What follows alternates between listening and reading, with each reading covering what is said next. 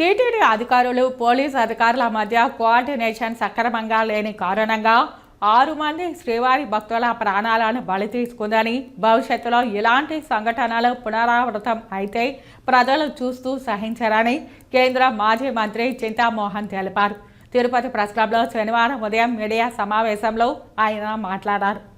5,000 మందిని బైరాగపట్టెల్లో ఆడబెట్టకపోతే 4 ఆడిటోరి మహతిలో పెట్టవా? ఒక 2,000 మంది పడతారాడా? వాళ్ళకి అంత ఏదో పెట్టు తినేదానికి, వాళ్ళకి చక్కగా ఏదో ఇచ్చి ఉండొచ్చు కదా. ఆడబెడితే ఈ చావులు ఉండవు కదా. ఒక్కొక్కరిని పిలిచి ఆ దారిలో పెట్టి ఫోన్ అంటే తీసుకొని గేట్లలో పోతారు కదా. ఇంత తెలివి తక్కువతనం కదా. ఎవరైనా టీటీడీ ఆఫీసర్లు ఉన్నారా బైరాగపట్టెల్లో ఆ రోజు జరిగేటప్పుడు? లేరు. ఈ అమ్మ చూసింది. ఎవరు తోయలేదు వాళ్ళని, ఎవరు తోలి పెద్ద అరిజన వాడని నేను చెప్పాను. ఇదే ఈ పాపే. వాళ్ళ ముందు ఇద్దరు పడిపోయారు. 2 మహిళలు చచ్చిపోయిన 6గురిలో 2 పడిపోయారు. ఎందుకు పడిపోయారు? తోస్తే పడిపోలేదు. వాళ్ళు 12 గంటలు ప్రయాణం చేశారు. మరి ఈడకొచ్చి అయిపోద్దేమో టికెట్లు అని చెప్పి నిలబడ్డారు. తినేదానికి తిండి లేదు, తాగేదానికి నీళ్లు లేదు, చలి, పైన గాలి.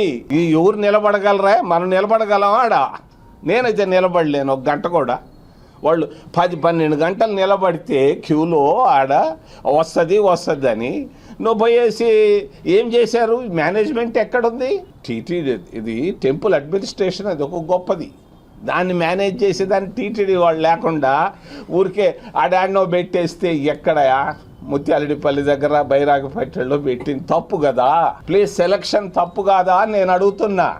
ఇన్ని ఆడిటోరియంలు ఉన్నాయి. ఆడిటోరియాల్లో పెట్టి వాళ్ళకి అంత కడుపు నిండా అంత అన్నం పెడితే ఎంత తృప్తిగా ఉండు. చనిపోయేవాళ్ళు కాదు కదా.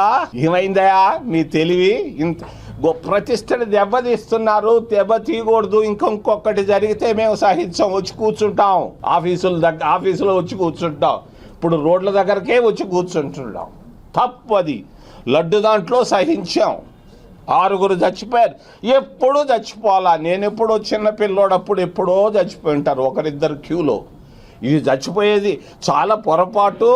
దీన్ని వెంటనే చంద్రబాబు నాయుడు వచ్చి తిరిగిపోయినాడు. చాలా సహనంగా అన్నీ విన్నాడు. పాపం అయ్యో నేను కాదంటాం లేదు, కానీ ఆడ కోఆర్డినేషన్ లేదు. పోలీసులకి అధికారులకి కోఆర్డినేషన్ లేనందువల్ల ఫెయిల్ అయింది.